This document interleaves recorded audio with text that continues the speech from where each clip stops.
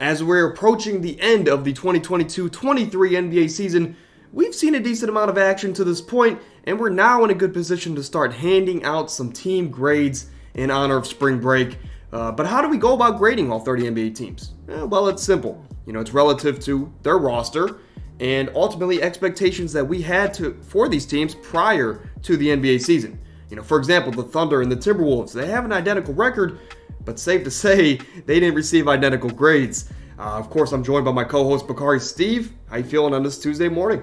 I feel good. Weather's been pretty bad, but I'm ready to get to it. Absolutely. We're going to see who is the harsher grader here.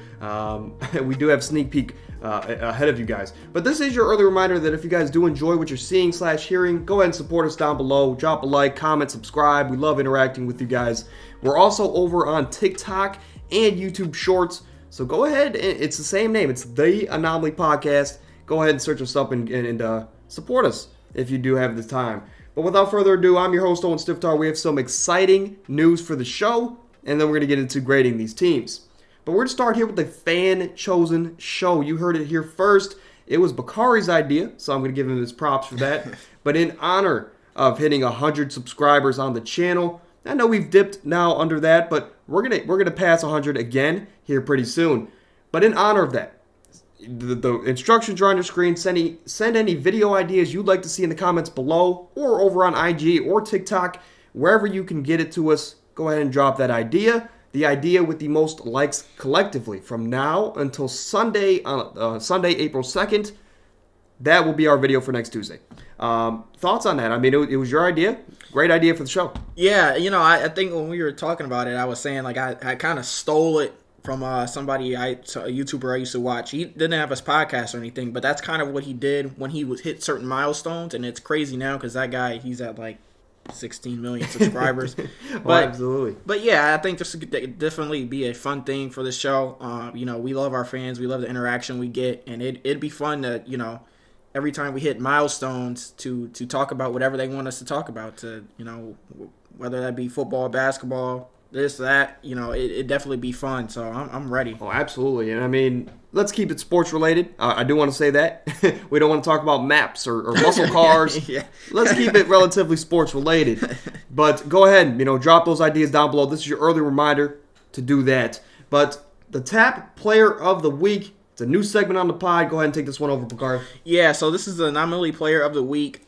Pretty much every Thursday, for NBA, I think, we'll figure out some kinks, whether I'm doing this every week or we alternate, or if I do basketball and you do football. But we're going to have a player of the week pretty much for the NBA. That's going to be, we're going to take a look at all the games that's happened from Thursday to Thursday. And whoever has been the standout player, whoever deserves more recognition, been underrated for that week, or, is just carrying or willing their team, will win the player of the week for the, Tap Player of the Week. Yeah, I mean, it'll be very exciting because the playoffs are coming up. Yeah. A lot of people can turn up like last year, like Luka, even though he's a great playoff performer, but he turned up, and these Player of the Weeks can be role players or they can be the Giannis's of the league. Yeah. So it all depends on who is choosing the Player of the Week. But very exciting thing coming up on the pod. But on this day, we're going to look throughout NBA history on March 28th. And we're going to start here in 1982 with arguably the GOAT, Kareem Abdul-Jabbar. He became the 15th man in NBA history to play in 1,000 regular season games. Of course, he passed that mark before he retired, but in 1982, he got his 1,000th career game played. Yeah, and in 1990, Michael Jordan of the Chicago Bulls scored a regular season career high of 69 points in a road win against the Cleveland Cavaliers. The iconic game. Yeah. In 2018, we have 3 different historical performances or things of note on March 28th, 2018. So kind of crazy, but we're going to start here with LeBron James. He scored in double figures for the 866th career game, or straight game, rather. And in doing so, he tied Michael Jordan at the time for the longest streak in NBA history, at least for scoring in double digits. Of course, he passed that before he eventually, I believe by now he's got under 10 points in a game due to injury. Yeah. But LeBron James, great player, arguably the best that's ever picked up a basketball. Yeah, and also in 2018, Charlotte's Kemba Walker scores basket to pass Del Curry as the franchise all-time leading scorer. Kind of insane that Del Curry, for those of you who don't know, Stephen Curry's father was a franchise leader in points. So Kemba Walker, man. Kemba was one of the most electrifying players ever. Shout out JaVale McGee. Couldn't guard Kemba Walker. And also in 2018, Karl Anthony Towns of the Minnesota Timberwolves. He scored a franchise record 56 points on basically 60% from the field in a win over the Atlanta Hawks. Karl Anthony Towns, I mean, he just came back from injury. He's showing some flashes. Doesn't look like he has any rust. But in 2018, he was that guy. Yep. We're going to move over here to our grades. Again, it's based off of expectations. It's based off of roster that we had for them the prior to the season. Now, we're taking everything into account. We're taking what did they do from draft to draft. So from this past draft, the free agency period, the trade deadline, their performance, everything goes into these grades. And I'm going to kick it off here. The number one seed in the Eastern Conference, the Milwaukee Bucks, easy A+ for me. They started off the season 10-0 or 9-0, something like that. They've had a 19 or 18 game win streak this season. Giannis is sneakily in the running for MVP, and some would argue he is the MVP this season. Giannis Antetokounmpo, I'm going to say it every time this Bucks team is brought up. From the 1 month in, I had a video where I made, and I said this is the best Bucks team of all time. I stand by that. They get an A+ from me. Yeah, and they also get an A+ from me. Everything you just said is pretty much the reason why. They've been just the best team in basketball pretty much from the time everybody stepped foot on the floor this season, or I should say most consistent in that regards. There have been flashes where other teams look like, they're there, but the Bucks have remained on a high tier all season, consistent play through injuries, through adversity, whatever you want to call it. That they've kept that championship roster intact with some of the core pieces. So this is an easy A+ for me. Go ahead and kick us off with your Celtics grade. We can bounce back and forth like a snake draft. Yeah, so I gave the Celtics an A-. I thought that the moves the Boston made in the summer were going to be really beneficial this upcoming season, especially based off of how they lost the finals. I thought getting Malcolm Brogdon and before Danilo Gallinari tore his ACL, I thought that was going to be a huge pickup as well. Unfortunately, like I said, he got injured and was out for the season. But, Malcolm Brogdon, he's been a solid addition for this team. They brought in, vets like Blake Griffin or whatever, even though they don't play. But, Jason Tatum and Jaylen Brown together, their duoship has taking another step this season. The only thing that I gave Boston an A- for is sometimes that consistency of play. We've seen them blow leads this season. It looked like they were on track to actually take the first seed. They were the first seed for a while, actually. Yeah, and they just started slipping. Yeah, and they've blown some double-digit leads. It's kind of been their thing all season. So hopefully they can fix that before the playoffs, but this is still an easy A- tier team. Even though there's questions about Jaylen Brown, and he's made those comments of, he wants to go where he's treated right and taken care of, whether that he's hinting at he wants to leave, because he is frustrated with being he was in Paul George trade talks and Kevin Durant trade talks. Yeah. He's always going to be that guy in Boston that's going to be in trade talks because you can't trade Jason Tatum. I would argue you can't really trade Jaylen Brown, but yeah, they're both lead dog type of players. Oh, absolutely. And even though there's questions about Jaylen Brown, this team was the 1 seed for the majority of the season in the Eastern Conference, but they have a lot of mental mishaps or miscues where they blow these games late. Like against the Cavs, where nobody's really looking at the Cavs as a top title favorite, right? But a team like the Cavs, we've beat the Celtics 3 out of 4 games, I think, this season. Yeah. There's other teams that are lower in the seeding in the Eastern Conference that have done the same. This Celtics team, they miss Ime Udoka, for sure, in my opinion. But A- for me as well. I mean, they're still a great team. They still have probably the best duo in the league. Mm-hmm. And the Celtics are an A- for me. Still pretty good season. And an A- also for me goes to the 76ers. James Harden, he's had, I'm not going to say a resurgence but a level up in his level of play that we've seen from the last couple years of James Harden being like the second or third fiddle when he had time his time in Brooklyn, then his time here with Philly in the first season.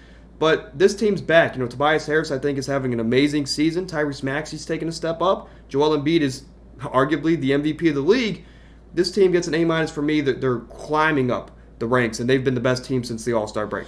Yeah, and they get an A for me. Everything you just said, I feel, based off of who we've known Philly as. We saw James Harden last year, and like you said, it looks like he's just taking a level up. It looks like that those lingering hamstring injuries. Hopefully, he's back on the court soon. Yeah, it looks like the way he's played this season, that he's had that clear of his mind and got a whole offseason to kind of rejuvenate himself. And he's an extraordinary playmaker. He didn't get enough credit for that in Houston when he was averaging 36, 7 and 8. But listen, he knows that he can run the lead point guard role, and he's a perfect fit with Joel Embiid. And like you said, Tyrese Maxey, since he's been back from injury, has been really good, coming off that 6-man role. Tobias Harris has been good. PJ Tucker has struggled, but it hasn't looked to affect their team very much. And like you said, they've been the best team since All-Star break.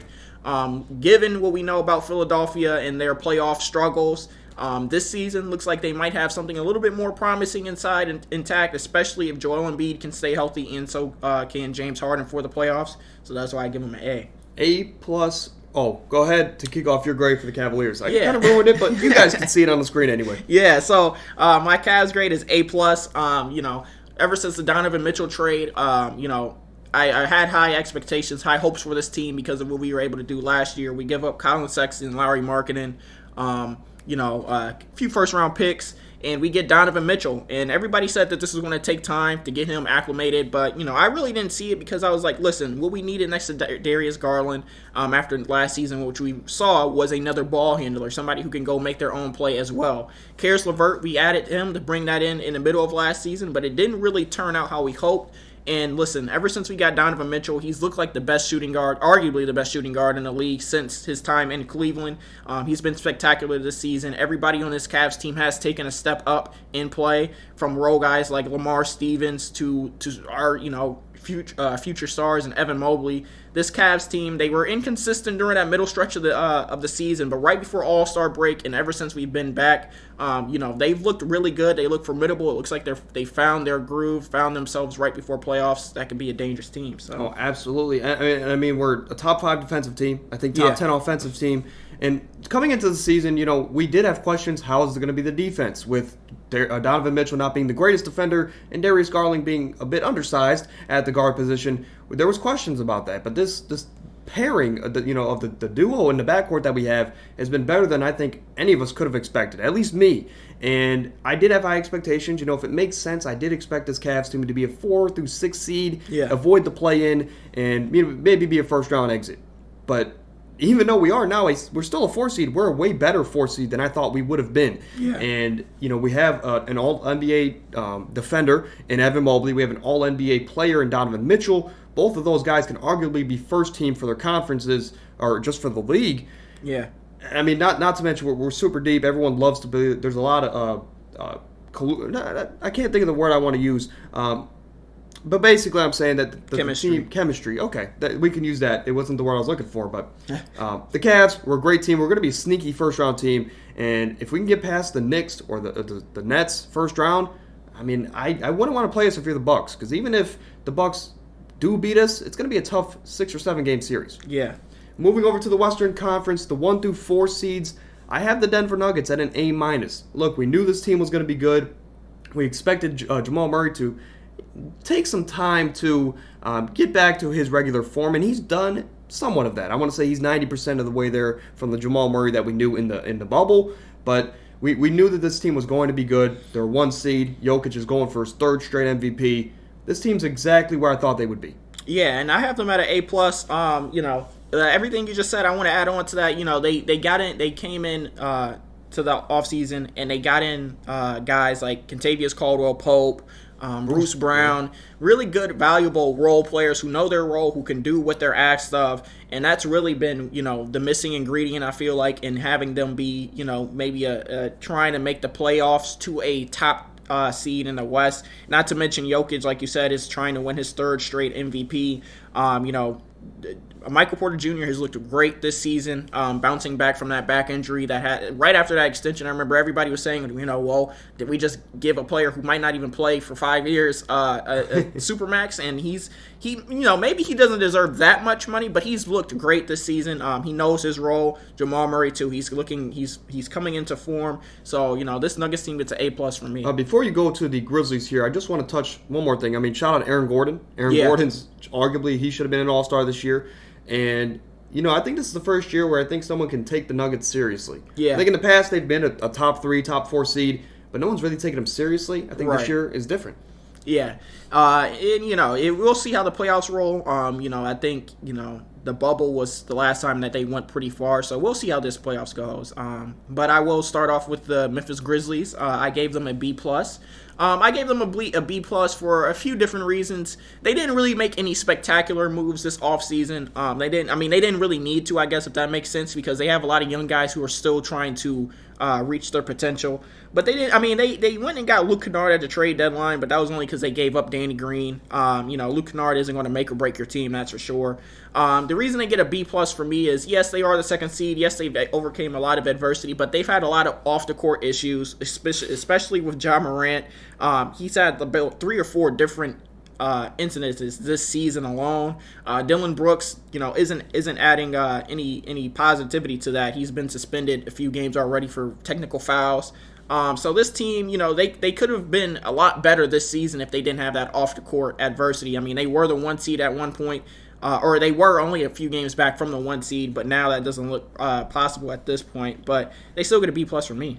A- for me. A lot of the same reasons. We expected them to be good, but you do have a lot of issues now with Ja Morant. It's worse than I think we all expected. Even though the NBA didn't, their punishment didn't really reflect that as much of the media attention that it was getting. Right. But this Grizzlies team, it's been a very deep team. Steven Adams should be back here before playoff time. This team should be set for a deep playoff run. And right now, I think, even though the focus for this team is off the court, I think on the court they could be a very dangerous first-round team that not a lot of teams want to play. But, I mean, this Grizzlies team, they can be dangerous if they're at full strength. We've seen that. They get an A- for me. The Kings, A+ for me. This was the easiest grade to give when we were prepping for this episode. Prior to the season, I didn't think this Kings team was going to be, I figured maybe 6 to 10 seed. Maybe they sneak into play-in like they've always done, because they've had competent rosters in many of the previous years, but they just always fall short because, what has it been? What was it, 16 years or 19 years or something? Yeah, they haven't made it since 2007. They haven't made it since 2007 to the playoffs, and nobody really expected them to do that this year. And they did. And not only did they do that, but they lit the beam. And now they're a top 3 seed in the Western Conference, solidified top 3 seed. And they're going to be a very fun team. The best offense in NBA history, statistically speaking. And this Kings team is going to be a fun team to watch. A lot of people are trying to line up to play them first round, which could be a mistake. But this team has a lot of firepower. Yeah, and I like the additions of. I gave them an A+ as well. Like you said, this was a easy A+ for me. I like the additions of Mike Brown, Kevin Huerter, Keegan Murray, Malik Monk.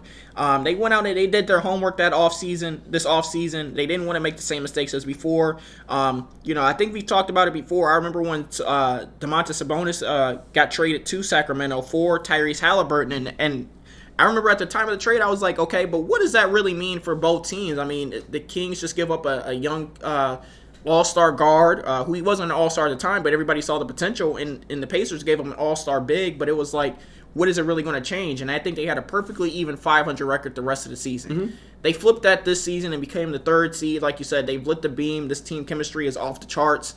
Their offense is off the charts.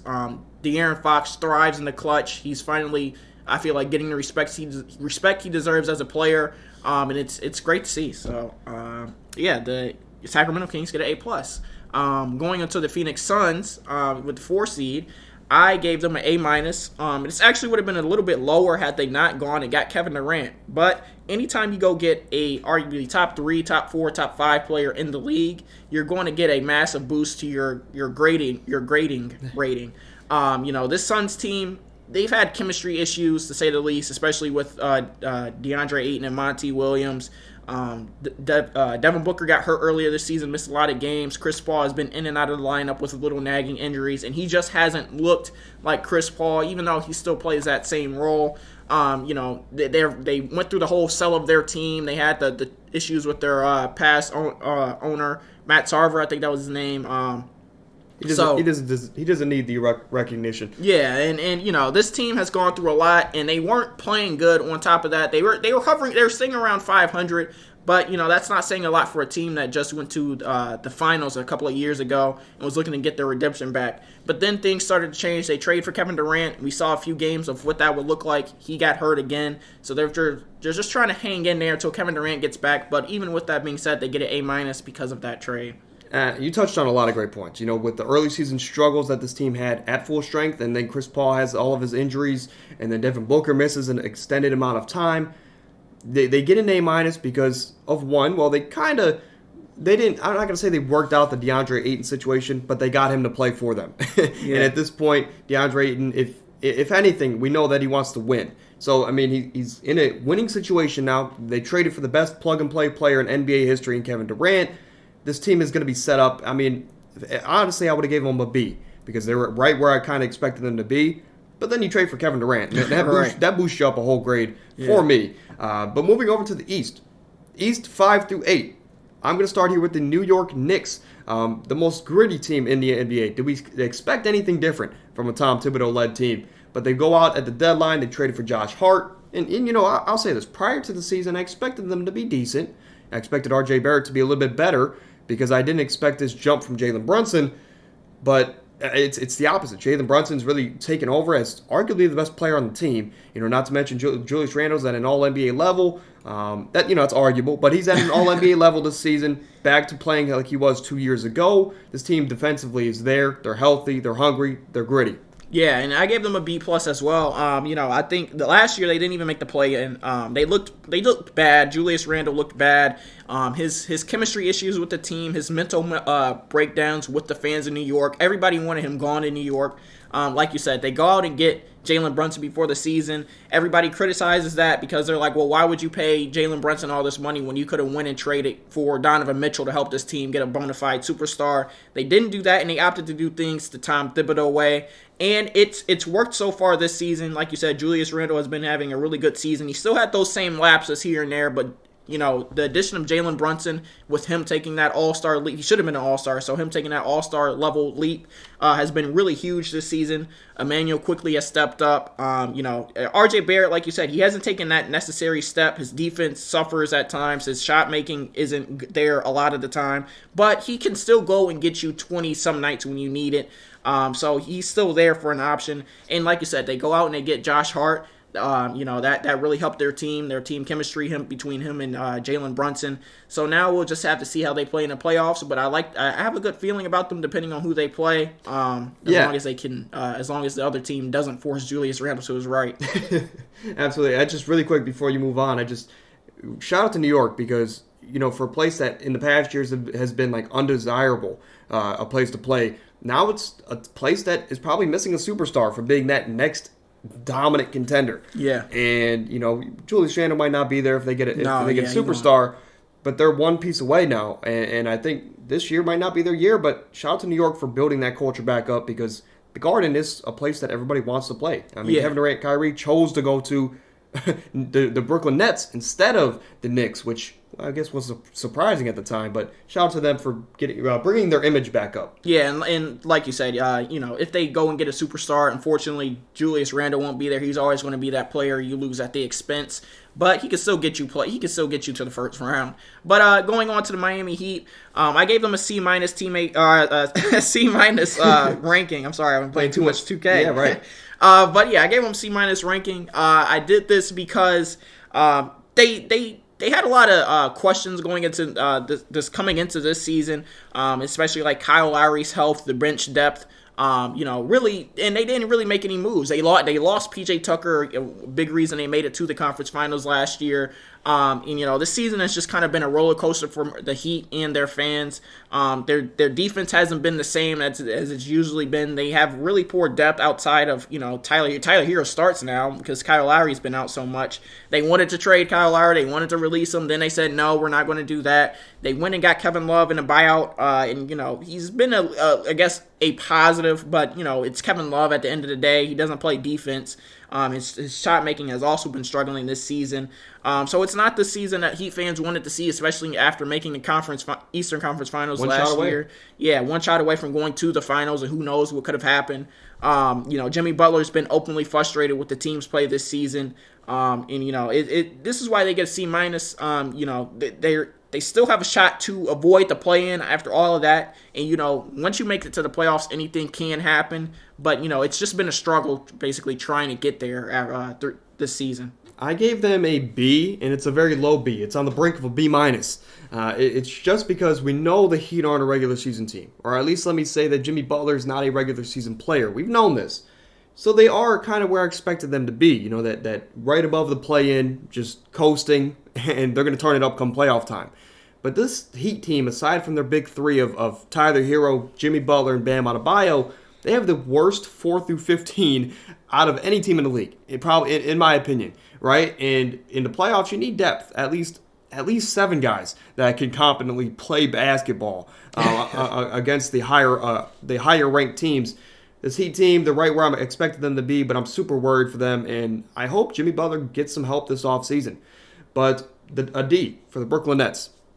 It is the second lowest grade I think I gave to any NBA team, and this is kind of like the flip of the New York Knicks. The Knicks were an undesirable place to play, and players would have rather played for Brooklyn. But Brooklyn is now becoming that place where it's undesirable. Sure, I think right now they are building the culture back up with Mikal Bridges and with Cam Johnson and Spencer Dinwiddie. They're building the Brooklyn culture back up that they had with D'Angelo Russell years ago, I think 2017, 2018, around there. But the team's building it back up. It's just a D for me because you lost Kevin Durant, you lost Kyrie Irving, you lost James Harden in a span of a year. When you go from a title favorite in a lot of people's minds to now a team that might miss the playoffs or might slip into the play-in and then miss the playoffs, it's a crazy roller coaster of one calendar year for this team. And it's just a D for me when you lose 3 superstars. Yeah, I gave them a C. Everything you just said, that makes sense to me. And if I was, looking at it from a different perspective, I would have been right there with you. The only reason I gave them a C is because, yes, they did lose KD, Kyrie, and James Harden. But I look at what they got in return versus what they could have gotten. They got a team that looks like they might be able to turn some heads in the future. They got some, like Mikal Bridges has taken a huge leap since he's been there. Spencer Dinwiddie, he was playing good in Dallas, but he's back to his New York days. This team just looks fun. It looks like their chemistry has been off the charts.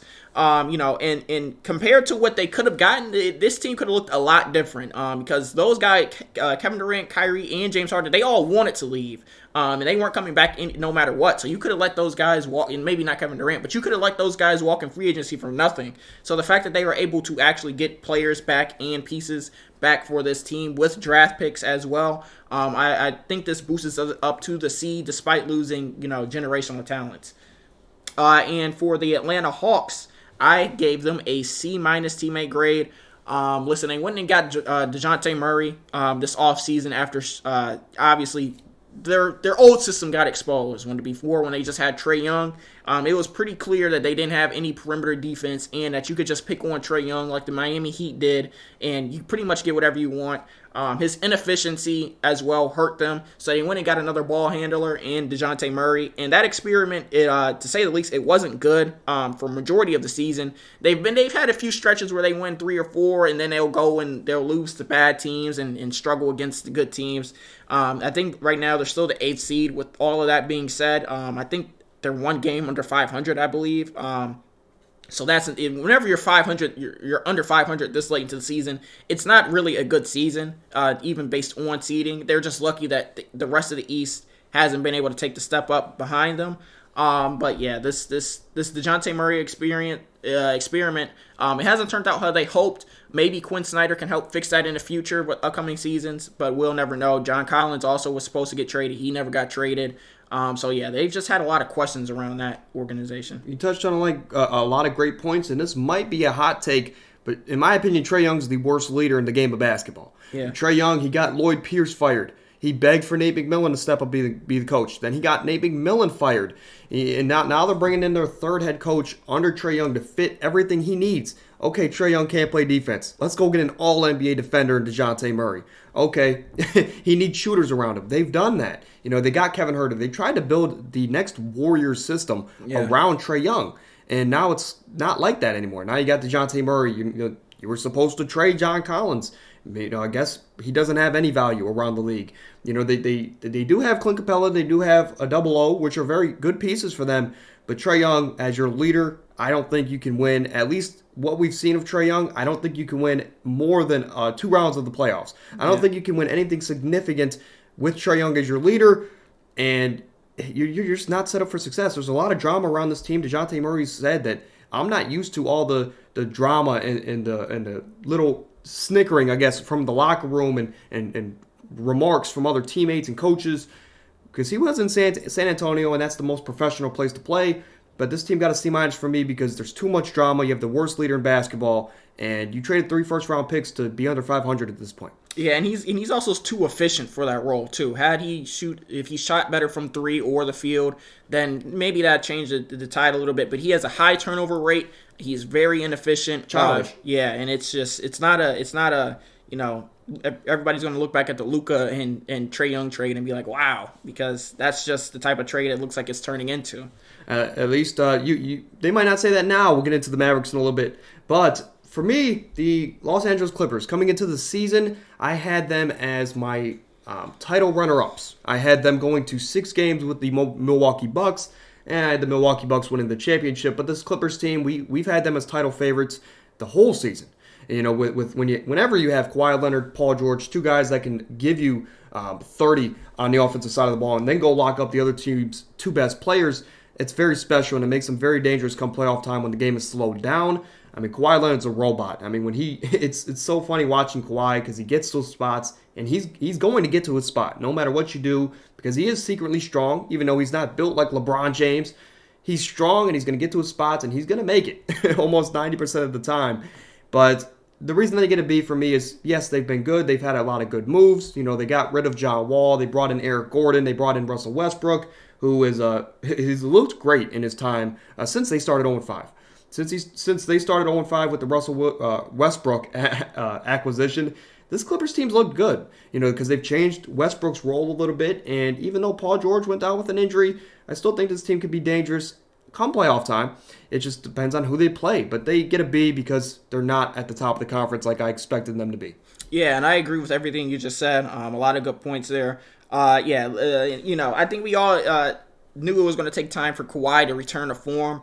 I think he's actually returned to form a little bit quicker than I even envisioned, and he's right where he left off in that playoff run, which is dangerous because it's right around playoff time again. Like you said, Paul George is hurt right now, but I believe this team can stay afloat until he gets back, and maybe they can make a deep run in this playoffs. They picked up some really good pieces in the buyout market and at the trade deadline. Ty Lue, he's a phenomenal X's and O's coach. He can get it done. We saw him get it done with the roster that didn't even have a star player last year. And if Paul George doesn't get COVID, maybe they're in the playoffs. I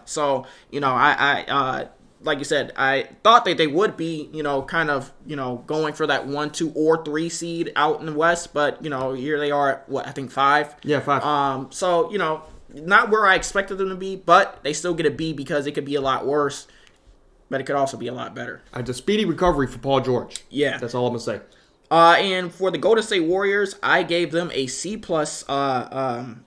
grading. I gave them a C+ because they lost guys like Gary Payton II. They lost a few other guys, and they tried to plug them in with like Dante DiVincenzo. And outside of that, Steph's been in and out of the lineup. He had like two major, I shouldn't say major, but 2 big injuries that took a lot of time this season.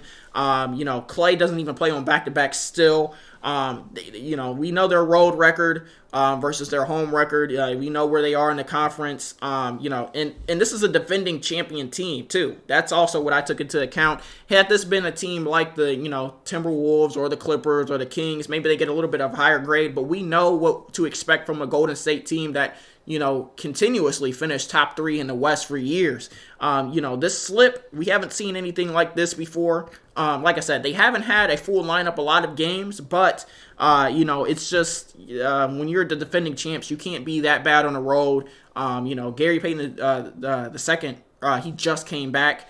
Guys like Jonathan Kuminga, he's taken a little bit of a step, but they had to get rid of like James Wiseman because he didn't fit their schedule.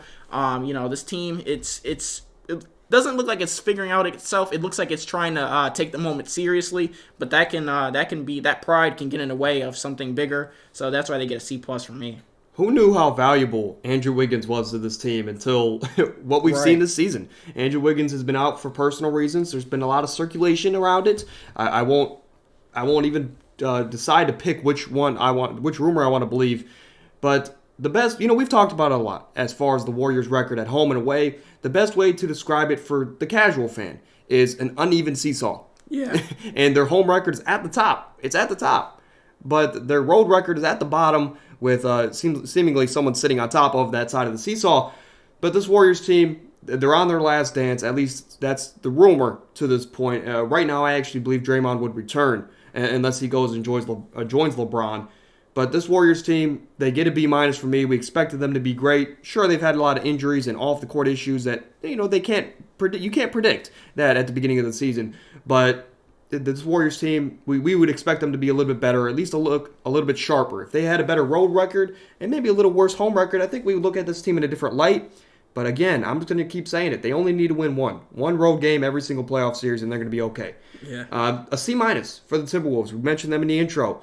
But they get a C- for me because, well, yeah, sure, they've had Cat. He's missed an extended amount of time. Ant is on some type of steroid because he got injured with the serious injury. Yeah. and he's back like Superman. What was it, 1 a game he missed? It might have been like 2 or 3. But he came back way faster than they expected. It's just they were speculating it's a season-ending injury, and he's back in 2 games. But they get a C- because of the Rudy Gobert trade. Simply put, you don't give up 6 first-round picks and 2 pick swaps for Rudy Gobert. You don't do it. You don't do it. They saw this vision where let Cat be the 4 and let him space out. But at the same time, we've seen Rudy Gobert's struggles so many times in the playoffs. He's not a player you can have on the court in the playoffs when guards are going to switch. They're going to constantly do pick and rolls until they get the matchup they want with Rudy Gobert, and they're going to play him off the court just like James Harden did for years and years in Houston. Rudy Gobert, for me, he's a good player. Good player. I don't want to disrespect him. Couple-time Defensive Player of the Year, but you don't trade 4 first-round picks and 2 pick swaps for Rudy Gobert. Yeah, I gave the Timberwolves a B-. The only reason I didn't give them a harsh grade, or I shouldn't say a bad grade, is because of where they are at this point in the season, despite everything that's happened. The picks they gave up for Rudy, what they gave up for Rudy alone is enough to make them an F for years to come on down. Right. But if we're just talking about this season, Cat does get hurt at the beginning of the season before we could see what he looks like next to Rudy Gobert. And really since then, it's just been guys like Anthony Edwards, Jaden McDaniels. They've had some Naz Reid that's kept them afloat. And they'll have home court advantage in the play-in because of that reason. This season could have looked a lot worse for the Timberwolves, and it looked like it was going to be a lot worse at the beginning of the season. I give them credit for, I guess, trying to figure it out as they went along. Anthony Edwards deserved to be an all-star this season. He made it. Rudy Gobert, when he's been the only big on the court, he's looked okay. Cat's, I will say, since Cat's been back, Cat has looked really good. They've looked a lot better than I gave them credit for at the beginning of the season. But I think they know that it's time to kind of turn it up a little bit. I don't think that'll translate into playoff success. But just the fact that they even have a chance to make the playoffs says a lot, because this looked like a team that was going to completely miss the play-in. So I gave the Los Angeles Lakers a C.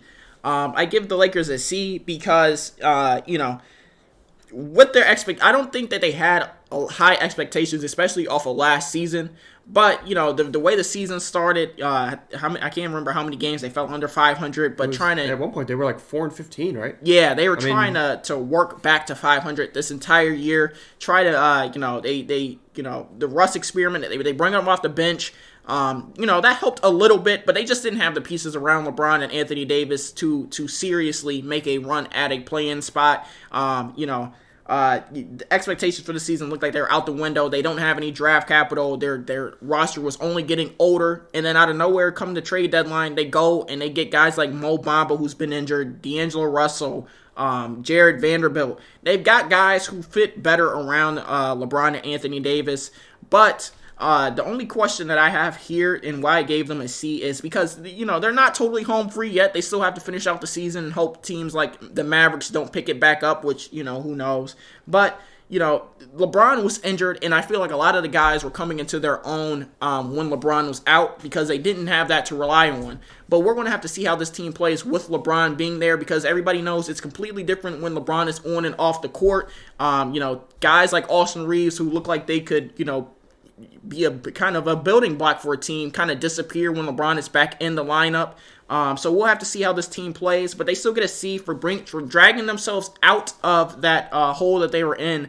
But like I said, they're not totally home free yet. I think they're under 500 again, but the fact that they were able to bring it up to 500 means that they're at an even C for me. I gave them a B+. This is one of the biggest disparities we have in grades. We have a bigger one later on, so stay tuned for that. But the Lakers, for me, coming into the season, I agree. We didn't have too high of expectations. I didn't look at them as title favorites. I mean, we kind of looked at it like whenever you have LeBron and AD, you're going to be a title contender. Right. But it's like LeBron hasn't been in the league for 18 years at the time. It's amazing to me how he chased a name over fit. I mean, once they got Russell Westbrook, most fans were like, this is not going to work. I guess the thought was, okay, LeBron, he's getting older. He's going to load manage. Russ is good enough to carry a team to some regular season wins, but it didn't turn out that way. And ever since that loss to the Suns after the championship year, this team's been in a very dark place. No one really wants to go there. And they've turned it around. I mean, I gave them a B+ because, one, they finally moved off of Russell Westbrook, and they finally got fit over name at the trade deadline. And now they have a competent team where we have 2 star players in LeBron and Anthony Davis with some great role players. The last time they had that, they won a championship. But for me, I guess you have a good question. I mean, LeBron is so ball dominant in his career that these guys are coming into their own, but are we going to rely on D'Angelo Russell to knock down 4 spot-up threes instead of coming off the pick and roll like he has done his whole career? Are we going to rely on these other guys to, pick up for LeBron's mishaps on defense? I don't want to discredit LeBron. In my opinion, he's the best player to ever pick up a basketball in the history of ever, right? But he does come. It's LeBron James. He is ball dominant, and he has to play a certain way to be at his highest level. The problem is that sometimes it's not going to work with the other players around him. That's going to be something we got to answer in the playoff series because D'Angelo Russell's not Ray Allen. He's not a spot-up guy. Yeah. They don't have those. Malik Beasley was brought in to do that, and he's been missing a lot. A lot of these guys are kind of just, if they get going, then they can start making shots off the dribble. And like if you even see it in the way Anthony Davis plays when LeBron isn't there versus when he is there. He'll have maybe once every 3 months when LeBron is there, he'll have like one of those dominant 45, 19 rebound games. But for the most part, he's really dominant when LeBron isn't playing. And it's just the style. It's not like you said, it's not to discredit LeBron. It's just kind of the style that he plays. He's going to tell guys where to go instead of guys going there on their own or doing what they think is right. He's going to put them in that spot. And sometimes it's easier to read when the game is slowed down.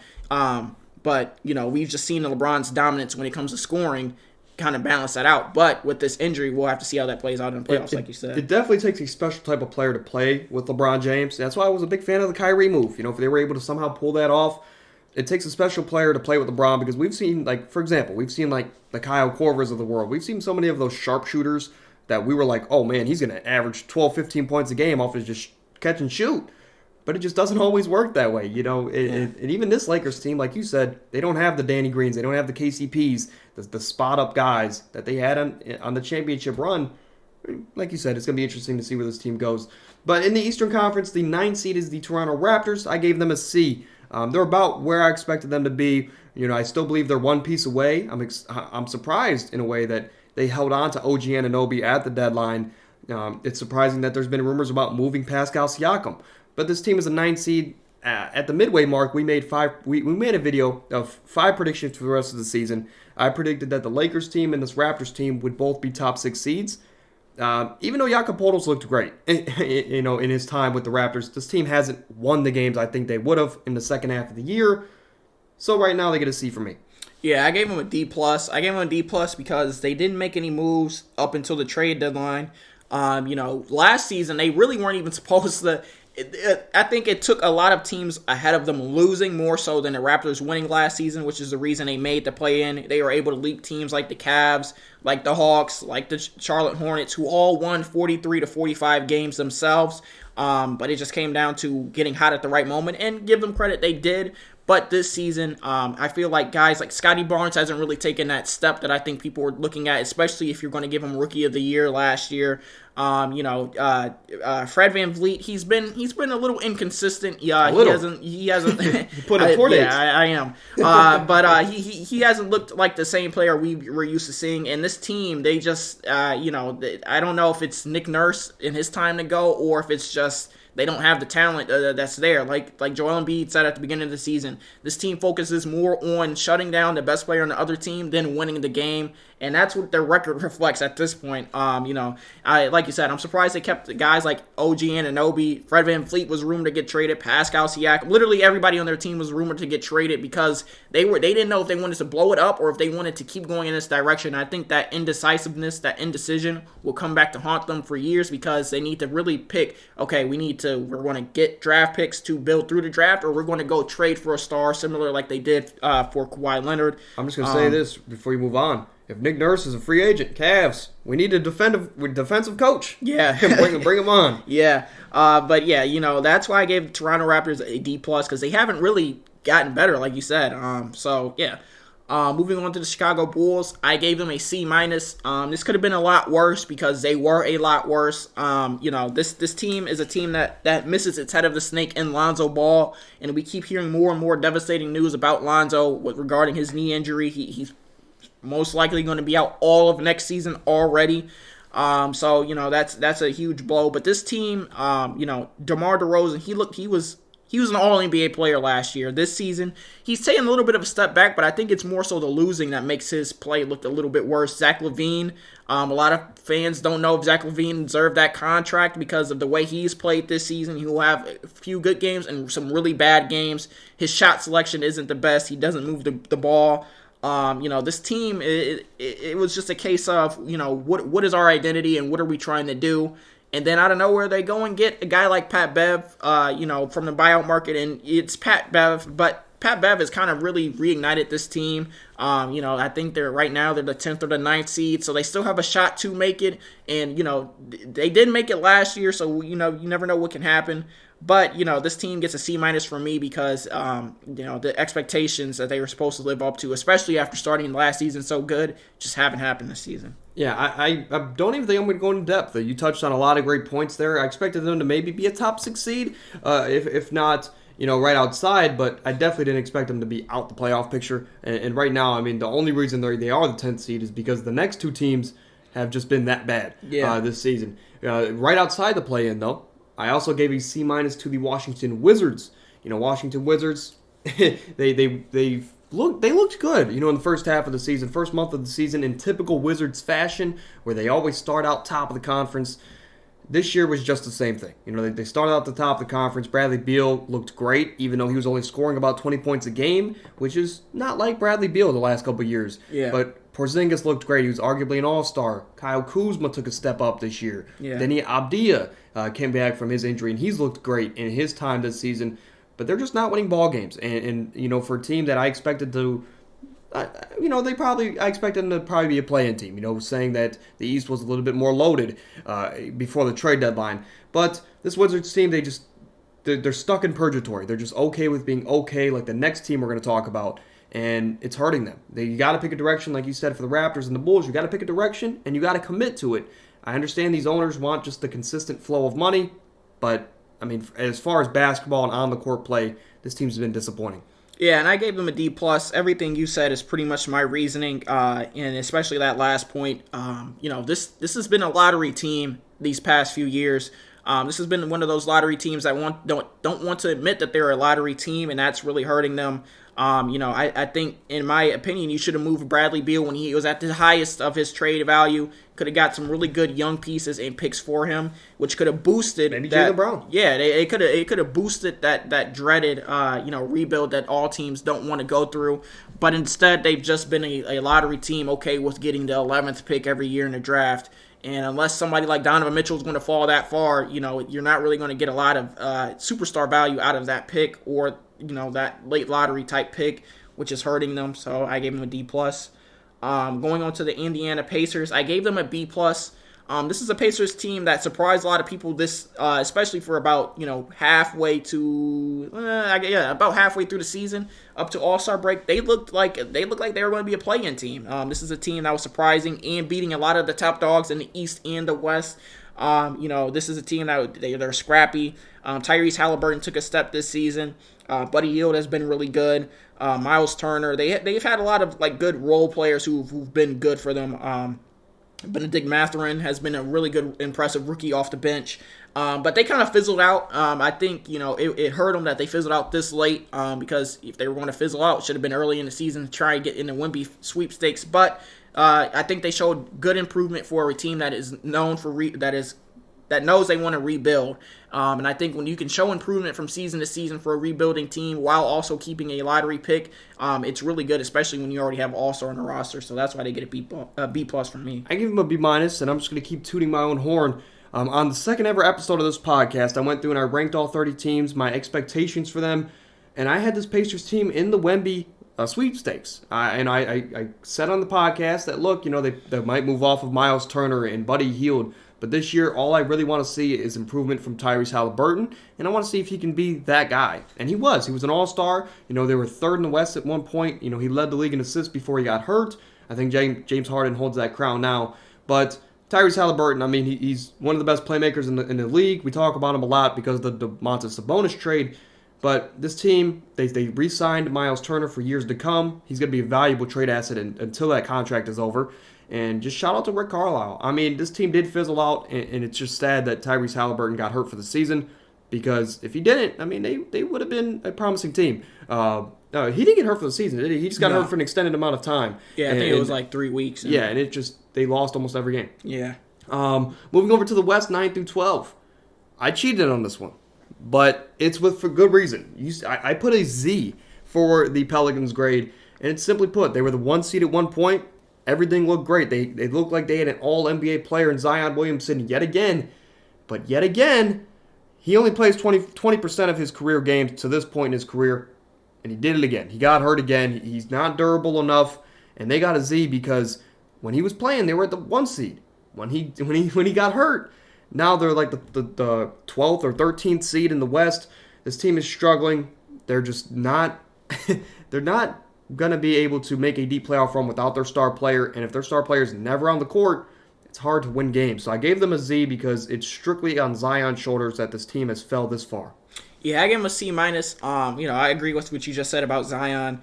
Brandon Ingram hasn't been available this season really up until recently as well. He had a foot injury for a huge portion of the season, came back, got hurt again, and he's finally playing again.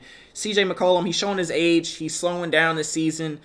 He's been inconsistent as well. Their whole team has been inconsistent, but I think their main issue is on defense.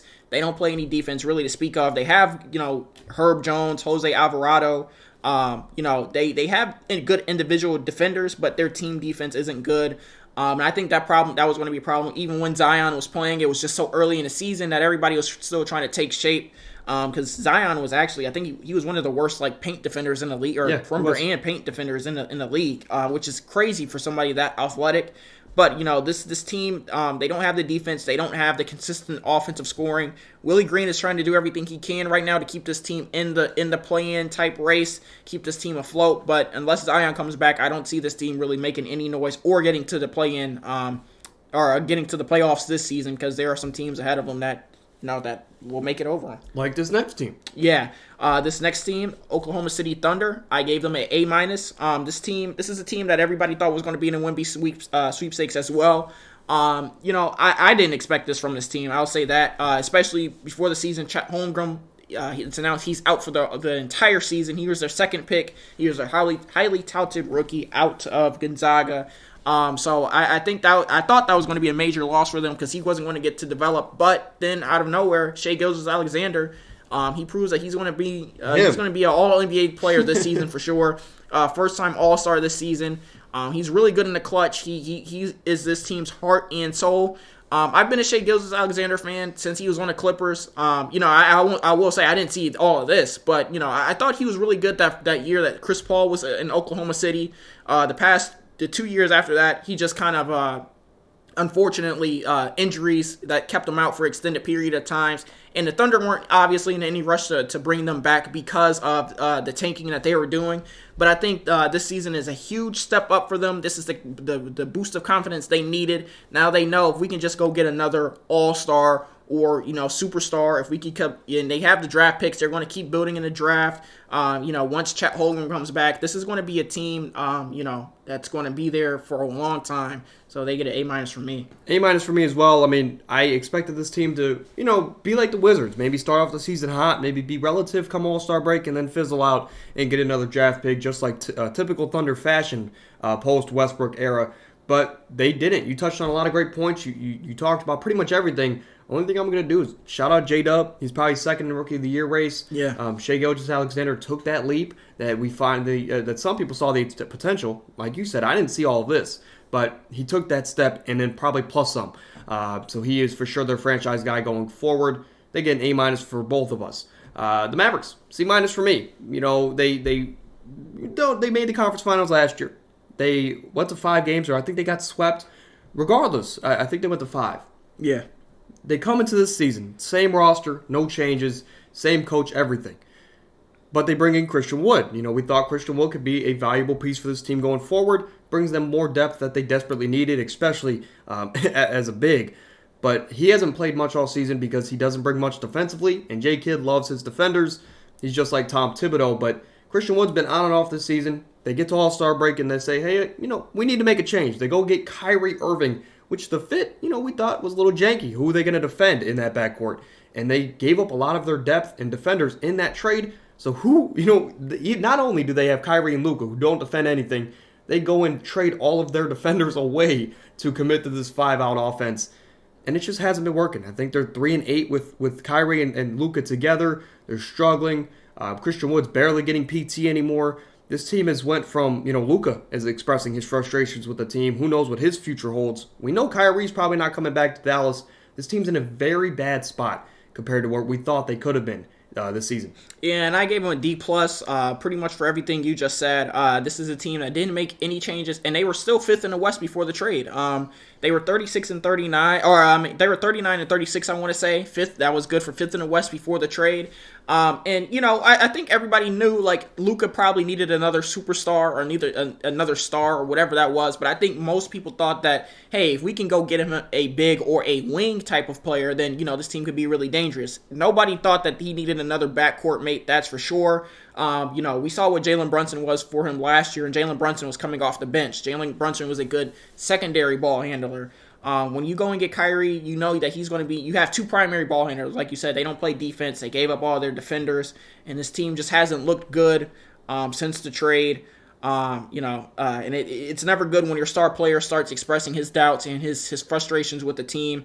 I don't think that this is Jason Kidd's fault. He's doing everything he can with this lack of lack of defense, and I'm sure he wasn't the one that really pressed for this trade. I think it was more so Mark Cuban saying that they wanted and Luka saying they wanted a big name star.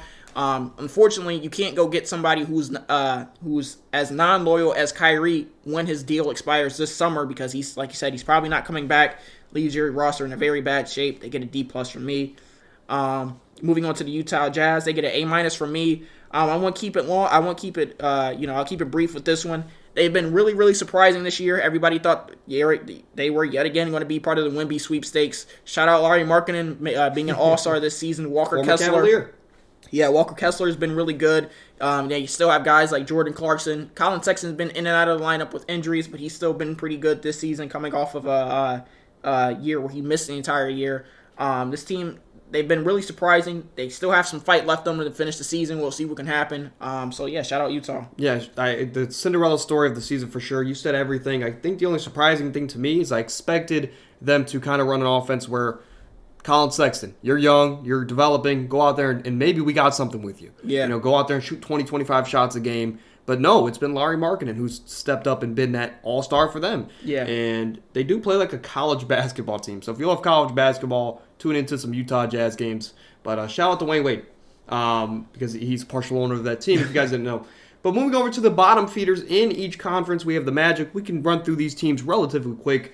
The Magic, they got a B for me. They're right where I expected them to be. We came into this year. They had the number one pick, Paolo Banchero. We just wanted to see development in this team. We wanted to see development. We wanted to see which direction or who are going to be that core that they have. We know it's going to be Franz Wagner. Wagner. Yeah. I said it right 2 or 3 times, and I just kept going back. But Franz Wagner, Paolo Banchero, and you can argue that third piece, but they have 2 or 3 guys now that they love. And that's good for them. That's all I expected was development this year and picking a direction as far as players. Yeah, when you get that first pick, you should definitely show in development, especially if you have one of the youngest rosters in the league. And would you believe that in their last 50 games, they are actually 27-23? That's good for 10th best in the league during that span. They've really showed really drastic improvement from Bol, Cole Anthony. These Markelle Fultz as he's coming into form finally. I do think they probably should move off of Jalen Suggs while he has some value because their guard room is a little stocked. And if they want to get another potential young star or whatever to put next to those guys, you can always trade him for that. But this team has showed some good improvement. They get a B from me. Moving on to the Charlotte Hornets, they get an F. They won 43 games last year, and we got to talk about this team. Yeah, I mean, Michael Jordan selling the team. That's how bad they've been. They took this year for them to say, you know what, I can't do it with this team anymore. I have to sell them, sell the franchise. LaMelo Ball's been hurt, but that doesn't really leave any excuse for this team to be. I don't know how many wins they have, and I don't care either. They get an F. They got rid of 27 days, 27 nights. LaMelo got hurt. Everything's going wrong. The franchise is getting sold by Michael Jordan, at least his partial stake. Hornets suck. Hopefully they get a high draft pick, because if they don't, this team's going to be in for a rude future. But moving on to the Pistons, we're going to close out here at the bottom of the Eastern Conference. I gave them a C. You gave them a little bit lower grade. But basically for me, we understand that we're going to be at the lower side of the conference. Maybe a sneaky play-in team. But Kate Cunningham going down really hurt this team.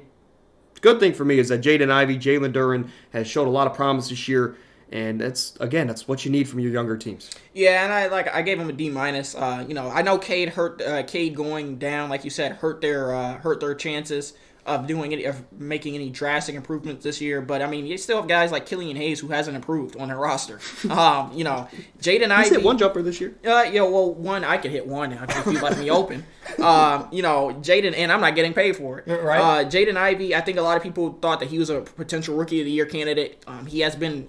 I don't want to say far from that, but he hasn't been that. He's been inconsistent. We've seen him throw the game-losing turnover before. Rookie mistakes. But I think Jalen Duren has definitely been more surprising this season.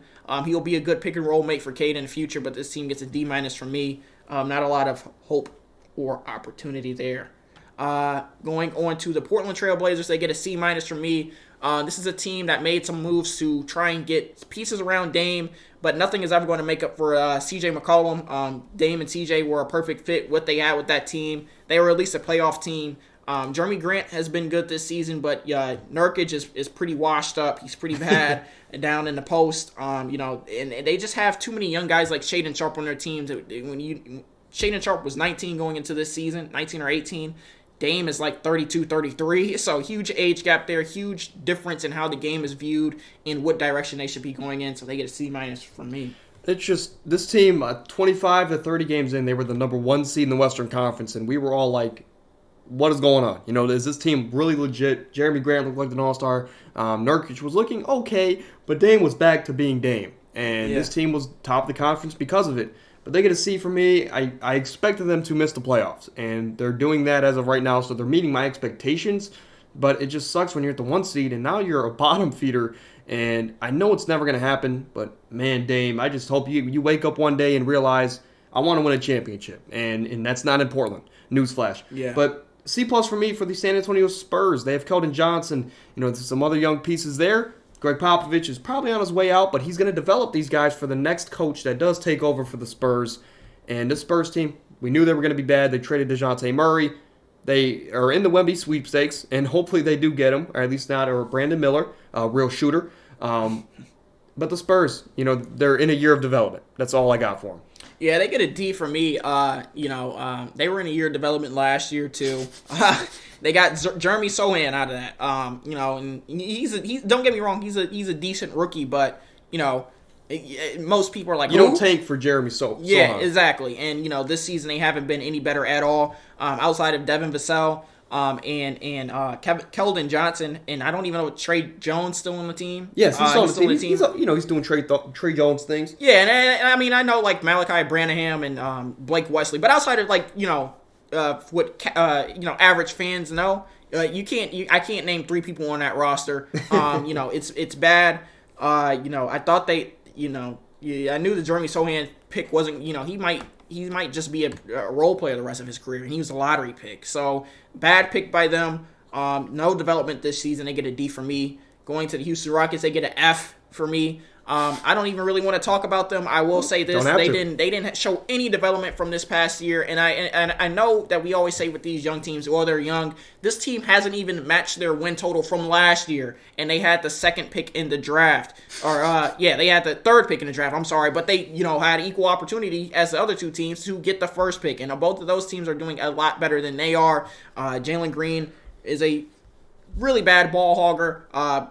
Kevin Porter Jr., not a true point guard. I don't even want to keep talking about everybody on the team because they'll just turn into a slander session. To be completely honest, I was being generous with this grade because I gave them a C strictly because you have a young core, but there's no foundation. Jalen Green is a shot chucker. That man is building houses off the court, right, and on the court.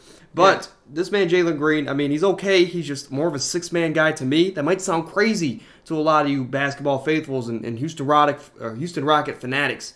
But he's a 6-man role to me, kind of like a way better version of Colin Sexton. And, we're just not going to see that for a while. They do need a true point guard. I could see them maybe getting like a Trey Jones or maybe like a Ricky Rubio next year. And I think we could see a different side of Jalen Green. But this team right now, they have no foundation. There's no cohesion with anybody in the team. It feels like it's like a rec game. Everyone's just trying to get their shots up. Yeah, but, and we saw what Jabari Smith was in college when he had a point guard getting him the ball in his spots. He should be their guy. Yeah, to me, it's just hard for me to understand why a team with Kevin Porter Jr. and Jalen Green take Jabari Smith when everybody knows that one of the main downside of Jabari Smith, outside of he's an amazing shooter for his size, defender. Everybody knew that he couldn't create his own shot going into the league. Everybody knew he was going to take time to work on that. And he's been a little bit better than I think some people give him credit for. But if you know that he can't create his own shot, why, not get a point guard to get him the ball? Instead, you let him struggle his way through his rookie campaign. I think Jabari Smith is a lot better than his stats show, but unfortunately this roster isn't. Can you imagine a Jabari Smith and a Victor Wembanyama front court? I can't, or I can with not a true point guard. They both be bench warmers. I would trade Jalen Green for the chance at Wembanyama. Yeah. But that's going to do it for today's show. It's a little bit of a longer show. We're over an hour here, but that's just what happens when you have good talk going on, and we got to go through 30 different teams. But I'd say we did pretty good with all the news we had at the beginning. This is again, it's a reminder. Next Tuesday, a week from now, will be a fan choice show. So go ahead in the comments below if you haven't already. Drop a video idea, or if you see an idea you like, go ahead and drop a like on that as well. The top comment, the comment with the most likes and support collectively from either today's show or Thursday's show, all the way up until next Sunday, whichever one has the most support will be our choice for next Tuesday. So if you want a chance to dictate what we talk about, go ahead and get active down below. Pause, right? But any last thoughts before we get out of here? We have an exciting show Thursday. Yeah, we do. We're looking forward to ranking, post free agency power rankings for NFL teams. This should be a fun one. I think that our draft method last time left a lot of questions on the table, especially for my picks. I do want to say that we were alternating in a very jank leg form, so that was what it was. But we're looking forward to this. Yeah, and then also be on the lookout for Instagram. We do want to do a fan-led mock draft. So, you guys have a lot of questions about Bakari, but it's not as easy when you got to see the options on the board and come up with all these draft picks. So be on the lookout for that. We're going to start it maybe early April. I'll start posting updates on social media, either on TikTok or Instagram, and we're going to have you guys fill out your first round of the NFL mock draft. But that's going to be fun. Until Thursday when we rank the Browns number 1. yeah, we're on Browns number 1, Ravens 32. Right, Steelers are 31 and Bengals, they're 30 because everyone's going to get hurt and leave the Bengals. But until Thursday, stay happy, stay healthy. Thank you guys for listening to another great episode. We're out.